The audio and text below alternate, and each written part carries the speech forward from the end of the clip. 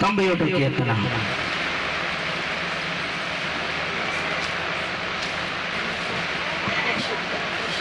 91వ కీర్తన 12. నీ పాదములకు రాయి తగలకుండా, ఎలాగమ్మా? నీ పాదములకు రాయి తగలకుండా వారు నిన్ను తమ చేతుల పైన ఎత్తు పట్టుకుందురు.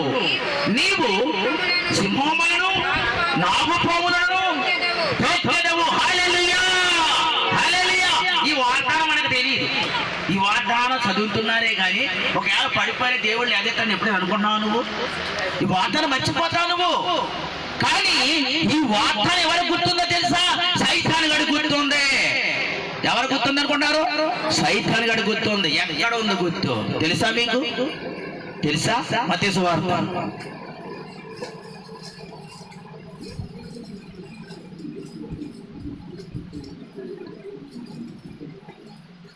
సువార్త 22గా ఉంటుంది చూడండి. ఆయన 40 రోజులు ఉపవాసం ఉంటాడు యేసు ప్రభువు గారు. 40 రోజులు ఉపవాసం ఉన్నప్పుడు ఆయన ఉపవాసం ఉండి ఆ గుట్టకలు మింగుతూ ఉంటే సైతాను గాడు వచ్చి ఆకలేస్తుందా నీకని అడిగాడు. అక్కడ హల్లెలూయా, హల్లెలూయా. అక్కడ వచ్చి ఆకలేస్తుందని అడిగితే సాతాను వెళ్ళిపో అంటా ఉంటాడు. ఇంకా సాతానుడు ఇంకా శోధిస్తా ఉంటాడు. ఇదిగో ఈ కొండెక్కి ఇది దూకేస్తే నువ్వు, ఈ శిఖరం ఎక్కి దూకేస్తే నువ్వు, ఇదిగో ఈ రాజ్యం అంతా నీకు ఇస్తానన్నాడు యేసు ప్రభువుకి. హల్లెలూయా. యేసు ప్రభు లోకమంతా నేను ఇస్తానంటే నాకు సాగిలిపడి నమస్కారం పెట్టమన్నాడు. ఎవడు? సైతాను గాడు యేసు ప్రభు. 4వ అధ్యాయం చూడమని.